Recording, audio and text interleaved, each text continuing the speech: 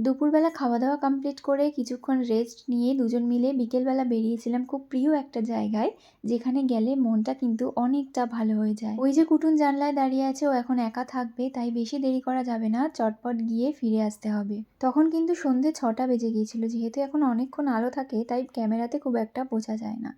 এই জায়গাটা বেশ দারুণ বানিয়েছে দেখলাম। এটা হচ্ছে আমাদের এখানে কবি সুভাষ মেট্রো স্টেশন। যেহেতু বাইরে এখন রোদ্দুর নেই, তাই স্কুটি করে হাওয়া খেতে খেতে যেতে কিন্তু বেশ ভালোই লাগছিল। আর আকাশেও দেখলাম মেঘ জমেছে।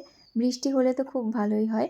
এই দেখো পৌঁছে গিয়েছি সেই প্রিয় জায়গাতে। আগে এখানে অনেকবারই আসতাম, এখন আর সেরকম গাছ নেওয়া হয় না। আজকে অনেকদিন পর আসলাম দুটো ইনডোর প্ল্যান্টস নেবো বলে। প্রথমেই গেলাম এই দোকানটাতে। সেদিন ওখানে অনেকগুলি দোকান বন্ধও ছিল। চারিদিকে শুধু সবুজ আর সবুজ, তাকিয়ে থাকতে চোখেরও শান্তি লাগে। কি নেবো যদিও আগে থেকে ডিসাইডেড, বাট সবগুলো দেখতে তো কোনো অসুবিধা নেই, তাই না? তাই একটু ক্যামেরাবন্দি করে নিলাম। রং বেরঙের এই সমস্ত ফুলের গাছগুলো দেখলে মনে হয় সবগুলো তুলে নিয়ে বাড়িতে চলে যাই। আগের দোকানটায় আমাদের রিকোয়ারমেন্ট অনুযায়ী পেলাম না বলে অন্য একটা দোকানে চলে এলাম। এই ফুলগুলো বেশ ভালো লাগে, ওইটাই অর্পণকে আর কি বলছিলাম। লাকি বাম্বু খুঁজছিলাম একটা, ফাইনালি এই দোকানটা পনের মতো একটা পেয়ে গেছি। এটাকেই নেবো ডিসাইড করেছি। তার জন্য কিছু রঙিন পাথরও কিনে নিচ্ছিলাম এটাকে সাজিয়ে রাখার জন্য। রঙিন পাথর দিয়ে সাজালে বেশ লাগে দেখতে। একটা মানি প্ল্যান্টও নিয়ে নিয়েছিলাম। আসার সময় ভাইকে আবার একটু ডেকে নিলাম যে চল ফুচকা খেতে যাবি নাকি। স্কুটিটা ওই বাড়িতে রেখে হাঁটতে হাঁটতে তিনজন গেলাম রাস্তার দিকে। সামনেই একটা ফুচকা কাকু বসেছিল, তো ওখানেই দাঁড়িয়ে পড়লাম, কারণ অনেকটা দেরি হয়ে যাচ্ছে, কুটুন বাড়িতে একা রয়েছে। নর্মালি যে দোকানগুলোতে আমরা খাই অনেকটাই দূর আর প্রচন্ড ভিড় হয়, তাই এইটাই যেহেতু সামনে পেলাম এখানেই চলে এসেছি।